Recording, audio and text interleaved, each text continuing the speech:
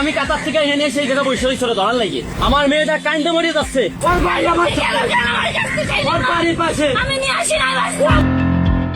সংসারের সুখ ফিরিয়ে আনতে স্ত্রীর সন্তানদের মুখে হাসি ফোটাতে প্রবাসে পাড়ি জমান আব্দুর রহমান। স্বপ্ন ছিল কঠোর পরিশ্রম করে পরিবারের ভবিষ্যৎ করবেন, কিন্তু কাতারে গিয়ে কোনো ভালো কাজ পাবার আগেই দেশে ভেঙে পড়তে শুরু করে তার সাজানো সংসার।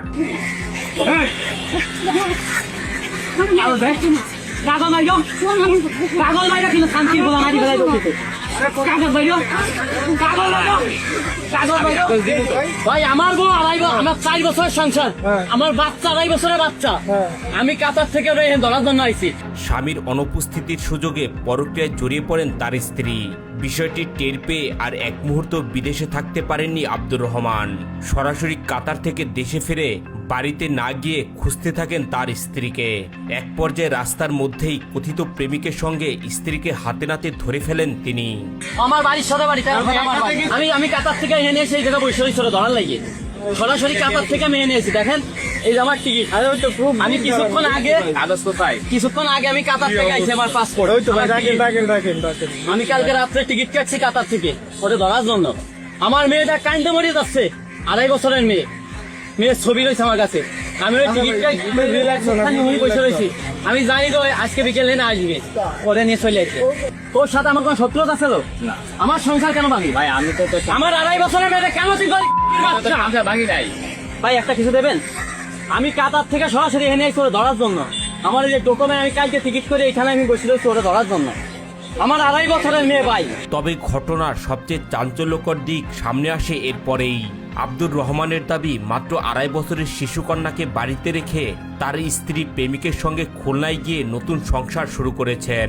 শুধু তাই নয়, 3 মাস আগে তাকে ডিভোর্স দেওয়া হয়েছে বলে জানানো হলেও সেই ডিভোর্স সম্পর্কে তিনি কিছুই জানতেন না বলে অভিযোগ করেন এই প্রবাসী।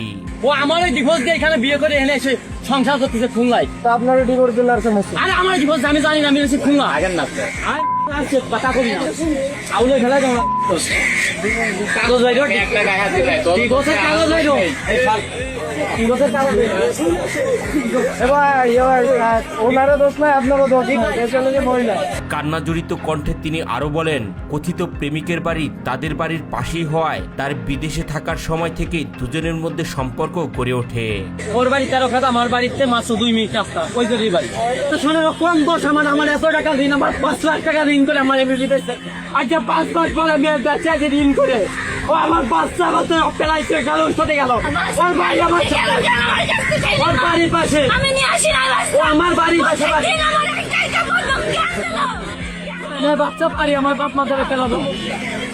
আমি এই নিয়ে আমি এখানে বসে রয়েছি। আমি জানি ওইখানে আসবে মেয়েদের যাই নাই। আমি এই সরাসরি খুলনা নাই, এখানে বসে রয়েছি। আমার ডকুমেন্ট এই টাকা। ও আমার বোন নাই, আমার ডিভোর্স দেয় 3 মাস আগে মেয়াদ দিয়ে আমার ডিভোর্স দিচ্ছে, অথচ 15 দিন আগে আমার ঘর ছাড়ছে। এদিকে মাকে না পেয়ে ছোট্ট মেয়েটি প্রতিনিয়ত কান্না করলেও তার স্ত্রী প্রেমিকের সঙ্গে সময় কাটাচ্ছিলেন বলে অভিযোগ করেন তিনি। ও আমার সাথে প্রেম করে বিয়ে করছে, ঠিক আছে? খালি ওই কাজ করবে। আমার 2.5 বছরের মেয়েরা কান্তি কান্তি মনে করেন শেষ হয়ে যাচ্ছে। সব জানা বলি ধরি মেয়ে আপনি নিয়ে না পারবে না,